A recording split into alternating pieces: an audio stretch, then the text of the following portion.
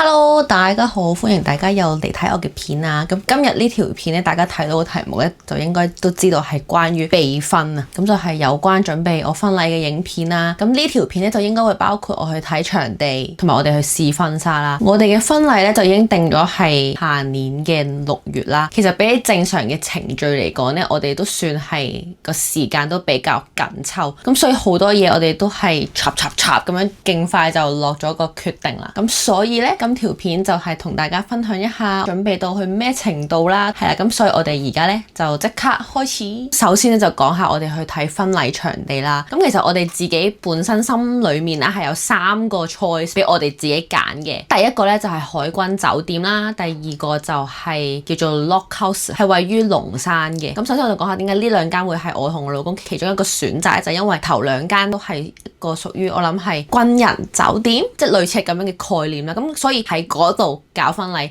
係會有少少嘅折頭嘅，但係去到最後咧，我哋就發現好多嘢都係入面嘅選擇又覺得唔係好適合我哋啦。我哋最 concern 嘅問題就係呢2間都係有一個最少 minimum 嘅賓客人數啊。咁鑑於我自己嘅朋友啊，又或者係屋企人啊，其實好多都係要專登飛過嚟去參加我嘅婚禮啊，亦都未必真係個個可以抽到時間飛過嚟去參加我嘅婚禮啦。咁所以其實賓客上咧，我哋本身都冇話遇到好多，再加上其實我老公佢唔係首爾人嚟，佢係喺昌原嘅一個嘅地方啦，喺釜山附近嘅，所以其實某程度佢嘅親戚啊，其實都要長途跋涉咁樣上嚟首爾啦，變咗其實真係唔係話好多人可以嚟到，咁就係鑑於呢個原因啦，咁所以我哋最後咧就冇揀到呢2間，而揀咗第3間嘅。咁而家咧就講下咧我哋嗰日去到嘅情況啦。咁其實呢一個婚禮場地咧都係算係一個小型嘅婚禮場地嚟嘅。咁我哋去之前咧係有預約到我哋嗰日要去商談啦。咁我哋嗰日一上到去咧就入咗去商談嘅房啦。咁然後佢哋職員咧就俾咗一份表我哋去填啊，咁就係寫翻低簡單我哋嘅名啊，我哋大約會喺幾時想搞婚禮啊，跟住然後會係有幾多個賓客，然後 click 卡一啲好基本嘅資料啦。咁填完呢張卡之後咧，嗰個職員咧就入咗嚟啦，然後就開始商談啦。咁主要商談嘅內容咧都係講下究竟你哋想邊日去做呢個婚禮，嗰日嘅時間究竟係仲剩翻邊啲 time slot 咧，仲有就係傾下你大約會招待嘅賓客人數，所有關於婚禮嘅嘢都會去傾到嘅。最後咧就當然係講到價錢嘅部分啦。咁好多一啲婚禮嘅場地咧都會做一個叫做當日在場簽約嘅一啲優惠啦。咁就係只要你喺商談嘅當日簽約嘅話，俾訂金嘅話，咁就可以有一個好優惠嘅價錢去訂到呢個婚禮場地啦。除咗呢啲優惠之外咧，都仲有一啲可能佢可以俾你嘅 service 啦，例如可能兩家父母嘅 make up 啊，佢哋都可以提供俾你哋啊，又或者係佢可以幫你整埋花球啊。完成晒成個商談之後咧，咁個職員咧就帶咗我哋去參觀嘅。咁其實呢一個婚禮場地咧，佢係得一個婚禮 hall 嘅啫。咁當日咧亦都有一對新人係進行緊婚禮，所以我哋係亂入咗人哋個婚禮嘅，然後再快上咗去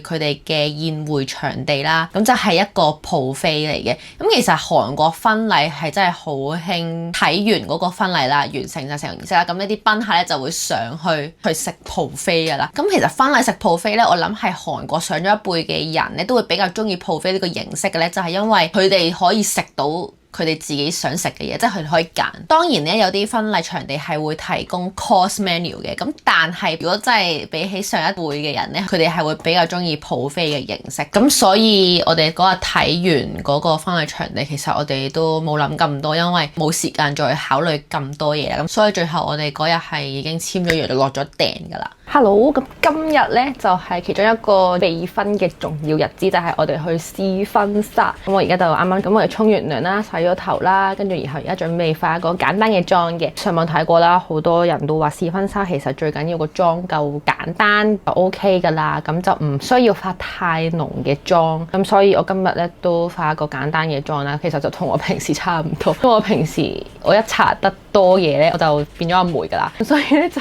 會好似我平時一樣啦，都係簡單底妝、畫眉、唇膏、胭脂，就係咁樣就會完㗎啦。咁今日我哋咧去試呢間婚紗鋪，就會喺江南嘅。咁呢一間婚紗鋪咧點樣揾翻嚟咧？其實就係有一日我係全日都喺度睇婚紗鋪啦。咁呢一間咧雖然我唔知道佢 exactly 價錢嘅，咁但係我上網揾到篇文咧就係 list 晒呢幾間鋪頭嗰個費用係幾多至幾多，跟住然後另外一間係幾多至幾多，咁樣分門別類俾我嘅。咁所以我就主要去揀翻我自己定咗嘅一個價錢 range 啦，去揀翻鋪頭。咁上網都睇咗好多內容啦，咁就係話究竟試婚紗要準備啲乜嘢啊？其實係關於內衣上啦。我有問過呢間婚紗鋪話使唔使準備啲乜嘢啊？着啲乜嘢啊？咁佢就話乜嘢都唔使準備，係準備你個人就得啦。我亦都上網睇咗好多，就話都係嘅。好多人擔心話你 bra 啊或者係內褲嗰啲係要點樣着啦。啲人可能咪着 nude bra 啊成啊啲咁，其實唔使嘅。嚟婚紗鋪點都會準備一個全新嘅俾你啦。第二就係好多婚紗其實佢入面已經有一個 inner cap 嘅，咁所以如果你再着咗一個內衣嘅話，咁就變咗 double 咗。整個 fitting 嘅時間淨係得1個鐘頭，你1個鐘頭要試4套婚紗，其實都幾係嘢嘅，都幾趕㗎。所以就最好就係聽佢嘅指示，乜嘢都唔好準備就好啦。但係內褲嗰度大家驚，可能就咁一條三角底褲 show 俾人睇會尷尬，咁都見到好多人話建議着一條打底褲無痕嗰啲啊，起碼好似有條褲仔咁樣，咁就冇咁尷尬啦。咁一陣間去到婚紗鋪咧，其實我係會想拍啦，但係我見到好多上網咧都話係唔俾影相嘅。我哋陣間再見啦，拜拜。我想講我終於到咗咯，但係啱啱實在太塞車啦，我哋預咗個半鐘頭出門口都趕唔到啦。跟住然後我哋就喺其中一個附近嘅地鐵站度放低咗我，跟住然後我就自己一個搭地鐵過嚟先啦。好彩都叫趕到啦，但係其實都遲咗15分鐘咯。而家我老公就即刻再揸架車再慢慢過嚟啦，攰死我啦。이제 워킹으로 오셔서 견적을 뽑아서 하시는 게 이제 조금 더 추후에 뭐 플러스 이런 돈이 안 드는 거예요. 네네. 근데 혹시 헤어퍼비는 여기 네 맞아요. 저희 샵 소속이에요. 네 알겠습니다. 저희가 알선을 해드려요. 프리랜서 개념이긴 하지만. 네 알겠습니다. 근데 결혼식 때 아무래도 내년 6월이면 여름이야. 네. 그래서 좀 화사하게 입기는 해야 되는데 네. 오스텔의 홀이 작은 홀이에요, 큰 홀이에요? 좀 작은 편. 하객이 몇 명 정도? 하객은 지금 150명 그럼 안에 큰 편은 아니네. 네네네네. 그쵸? 조금은 화사한 느낌? 여기 마음에 드는 네. 드레스가 있어요. 그걸 보여주세요. 네. 그러니까 일단 이 두 개가 제일 마음에 들고. 예뻐요. 그거. 네, 약간 빛이 조금 있긴 한데 네네. 근데 너무 과하지 과하지 않은 맞아요. 거. 그런 거 예쁘죠. 드레스 오늘 4벌 볼 거예요. 네네네. 본식 느낌이라 4벌을 본 다음에 신부가 어떤 스타일 좋다라고 하시면 그렇게 해서 견적이 나오면 저희가 견적 안내를 해드릴 거예요. 네, 알겠습니다. 好啦，而家我就入咗呢間房嗰度啦，跟住然後要換我嘅內衣同埋有件 gown 咁樣嘅嘢着咯，係啦。咁但係之後啱啱佢都講咗唔可以影啦，所以都好難拍俾大家睇。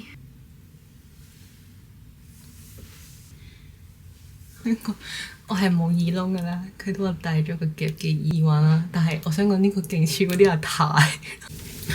好啦，啱啱已經試完第一件啦，但係我老公係未睇到，因為佢真係個車塞到一個點都未嚟到。但係啱啱嗰件真係好靚，係我 first choice 嗰件係真係超靚。跟住而家就等佢哋準備第2件，真係好想影俾大家睇，但係跟住然後佢唔俾我拍㗎，咁冇得，咁唯有用肉眼去收藏咯。但係真係好靚咯嗰件。 신부님은 이 라인 예쁜 거 맞아요. 이 라인은 맞아요. 벨라인이 확실히 네, 예쁜 것 같아. 오늘 온 신랑 중에 리액션이 제일 약해요. 네, 막혀서 피곤하긴 하지만 그렇죠. 우리 4번째는 조금 다른 느낌으로 하나 볼까 하는데 네. 이제 반짝이는 걸 3가지 봤잖아요. 네. 하나는 하나도 안 반짝이는 실크 하나 실크? 봐요. 네, 예쁠 것 같아. 여기 가서 리액션 해줘야 돼? 이렇게 해야 되잖아. 조명 다 꺼져봐요. 예쁘죠, 실크. 난 리액션 나온대. 네. 근데 이런 느낌도 예쁘니 촬영할 때라도 꼭 실크는 하나 가서 입으세요. 그러니까 신부 피부톤이랑 어깨선, 허리선의 핏감은 실크도 아주 잘 어울려요. 1, 2, 3, 4번을 스타일을 다 틀리겠는데 네. 1, 3번이 더 예쁘죠? 네. 네. 고생하셨어요. 탈의해주세요. 여기 마음에 들어. 방금 첫 번째 드레스가 엄청 예뻤어. 진짜. 진짜 한 5분 일찍 더 도착하면은 볼 수 있는데. 도착 9시에서 하는데. 이렇게 셋이 톡방 개설을 해놓을 거예요.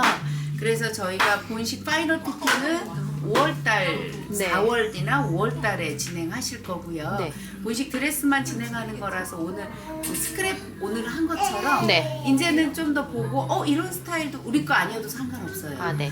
이런 것도 예쁘다 그러면은 카톡방에다 올려놓으시면 될 것 아, 네. 같아요. 그래서 그렇게 맞춰서 가고 내년쯤에 그렇게 만나는 걸로 하면 될 것 같고 추가로 중간에 액세서리부터 슈즈까지 전체 풀 세팅 저희가 다 해드려요. 네. 그러니까 신부는 준비하실 거 하나도 없으세요. 네. 감사합니다. 네네네. 왜 이쪽으로? 네. 그럼 홍콩 어디세요? 자택이? 홍콩이 어디세요? 집이? 아, 그 위엔랑 신계 쪽인 네네. 것 같아. 아, 지금도 거기 어른들이 계세요? 네. 다 와 계세요? 아니, 홍콩에 계세요? 홍콩에 있어요. 저 다음 달에 가는데. 다음 달에 복수 먹으러 가려고 했더니 오늘 가르쳐줘서 당장 다음 주에 가야 될 것 같아요.